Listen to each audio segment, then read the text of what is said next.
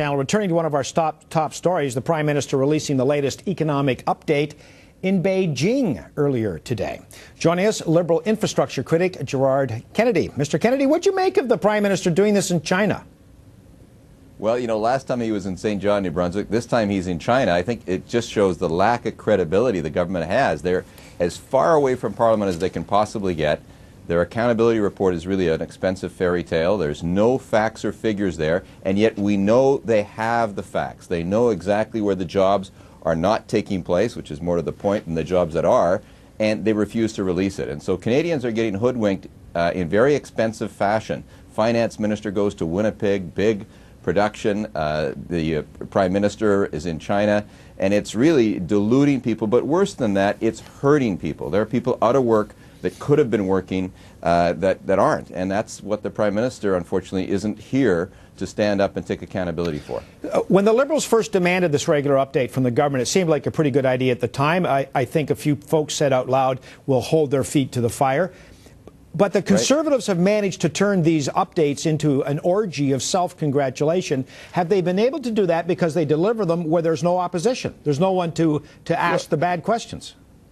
Certainly, that's part of it. I mean, but you know, the funny thing is, I forget if it's P.T. Barnum or someone else who talked about you can't fool all the people all the time. And you know, the fact is, this is supposed to be. I got a photo here of a bike path that's supposed to be in Burlington. It's supposed to have been constructed beginning October 1st. November the 18th, it wasn't there. We've got a fire station in Burlington, Oakville, pardon me, that was supposed to take place August the 15th. It hasn't been constructed. So people in their own communities can see the contradiction. And so it doesn't just require the opposition. Canadians have a fair bit of common sense. The Prime Minister is insulting them, and worse, the people that need those jobs. There's still a lot of people out of work in this jobless prospective recovery, and we need this to happen. And so we're going to keep pushing. We think Canadians get the difference. I've seen some polls that suggest that. They don't believe the government is doing what they're saying. But it is sad. It's sad this is the state of affairs, that we should all be working in some kind of coordination to help Canadians, and instead the government wants to have just a silly propaganda thing take place, and they'll be happy if they just get the benefit of the doubt. In this update, they are saying the money is going out the door. I know that's been a big bone of contention between the opposition and the government all along. Are you saying this government is not getting the money out the door? That's correct. The money is clearly not out the door, and we did a survey of 1,000 projects in September. Only 12% of the money was out the door. The government has data, and now it's acknowledged that. At first it denied it collected the information. Their own officials last week said they had no job data, but we provided yesterday to the public a form that every project fills out. Until they make that public so people can see that, none of those claims make any sense. They said before it was 90%, now they say it's 40%. None of it is real jobs until the government shows it to us and it can be matched up against the projects that are out there. And it can do that. It chooses not to. This is the day they were supposed to be accountable for billions of dollars they're borrowing on behalf of Canadians. It'll be probably paid back by our kids and our grandchildren, and yet those figures are not available. What is available is a big propaganda exercise. And it costs a lot of money.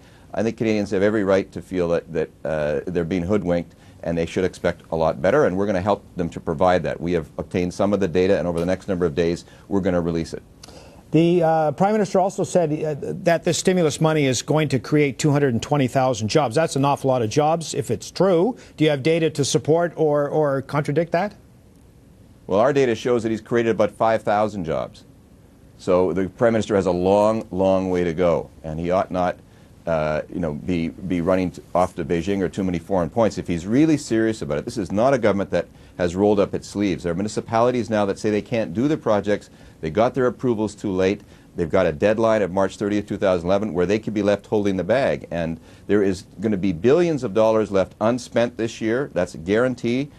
There were billions last year when the recession was happening. The government actually put 2 feet on the brake, and $1.7 billion was unspent out of their promised infrastructure program. So the Prime Minister is hoping, by saying these jobs will appear in the future, he's saying, trust me until a couple of years from now, that Canadians won't be interested and won't expect more. I think he's underestimating Canadians.